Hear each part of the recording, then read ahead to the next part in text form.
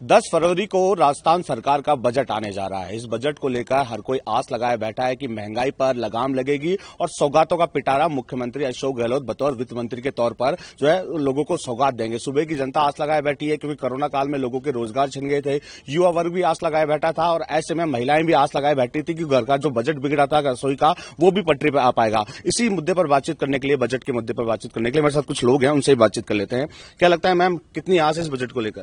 जी, मेरा नाम अर्चना भट्ट है। मैं बोलना चाहूंगी कि पूरा बजट बिगड़ा है क्योंकि महंगाई बहुत ज्यादा बढ़ी है। रसोई गैस पे सब्सिडी जो खत्म हो गई है उससे भी हमें नुकसान हो रहा है।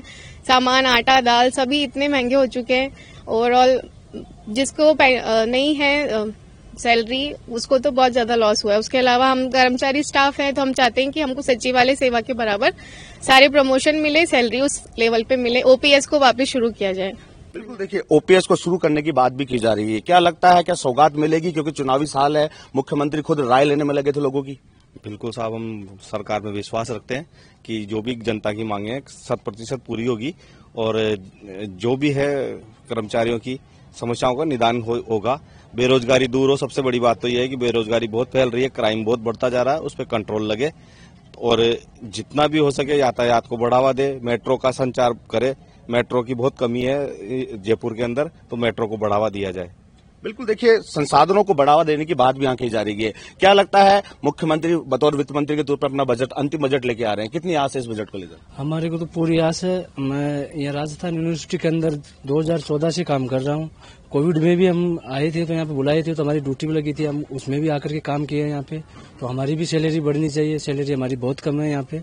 और जैसे परमानेंट लोगों को जो भी उनकी सेवा मिल रही है उन लोगों के उस तरीके से हमारे को भी मिलनी चाहिए थी। हम भी तो उनके बराबर यहाँ पे काम कर रहे हैं, लेकिन हमारी कोई सुन रहा नहीं है अभी।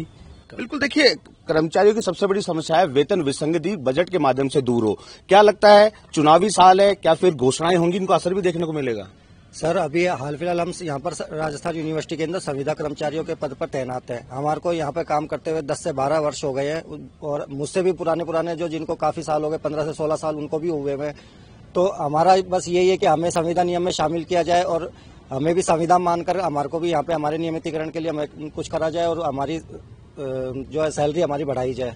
बिल्कुल, देखिए संविदा कर्मी भी इस बजट के माध्यम से नियमित करने की मांग उठा रहे हैं। आप खुद युवा हैं, मुख्यमंत्री खुद बोल रहे हैं कि ये इस वाला बजट होगा, युवाओं वाला बजट होगा। कितनी उम्मीद है, क्या सौगात मिल पाएगी? देखिए, जैसे कि सूबे के सीएम हैं, उनसे उम्मीदें तो बहुत रहती है और हर बार जो बजट लेके आते हैं तो बड़ा ही रोचक बजट लेके आते हैं। लेकिन जिस प्रकार से वो घोषणाएं करते हैं, वो घोषणाएं धरातल पे आने में वो बहुत समय ले रही हैं। जैसे पिछले बार सरकार ने घोषणा की कि 1 लाख से अधिक पदों पर भर्तियां होंगी, लेकिन सही मायने में देखा जाए तो पिछले 1 साल में उन 1 लाख में से 1 पद पे भी भर्ती नहीं हुई है।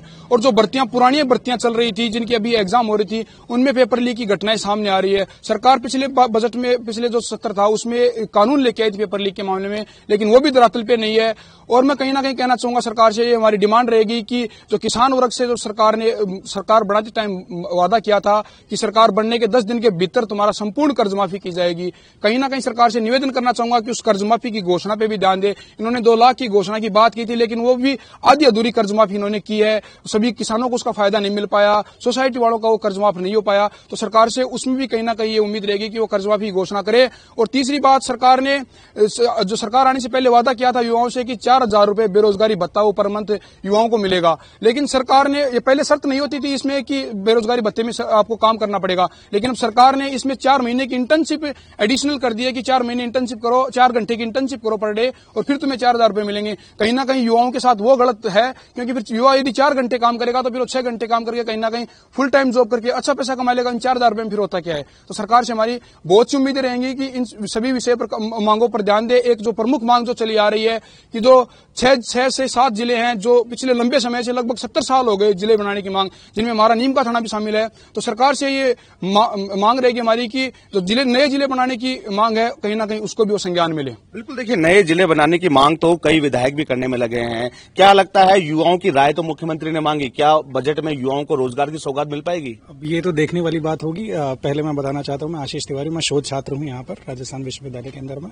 और मैं छात्रों से संबंधित कुछ चीज़ें बताना चाहूँगा। सबसे पहली बात तो मैं ये बताना चाहता हूँ कि रिसर्च का, जैसे हम शोध छात्र हैं, रिसर्च के बारे में बात करना चाहेंगे, तो हम चाहते हैं कि कुछ बेनिफिट मिले हमें भी छात्रों को तहत में, कुछ स्कॉलरशिप का वगैरह कोई चीज़ें हों, और एक तरीके से कुछ टेक्निकल एस्पेक्ट्स के ऊपर में भी जो सरकार है वो सोचना शुरू करे, और संविदा के ऊपर में जो टीचर्स वगैरह लगे हुए हैं इनका भी रेगुलराइज करने के लिए इनको कोशिश किया जाए, क्योंकि अभी एक द्वंद्व सा रहता है। कई बार इनको कहते हैं ना कि मजदूर की तरह से ये रहते हैं, इनको यूज किया जाता है, बाद में इनका रेगुलराइज करने का कोई चीजें नहीं होती हैं, और कुछ देखते हैं अभी आगे क्या चीजें इसके अंदर में होती है। मैं तो बस इतना बिल्कुल निश्चित तौर पर हर कोई वर्ग आस लगाए बैठा है कि कहीं ना कहीं सौगातें मिलेगी, क्योंकि संविदा कर्मी नियमित करने की मांग करने में लगे हैं। इसके साथ साथ ही जो युवा वर्ग है वो सरकार से आस लगाए बैठे हैं कि इस बजट के माध्यम से सरकार उन्हें रोजगार की सौगात देगी। बसंत पांडे, TV9 जयपुर।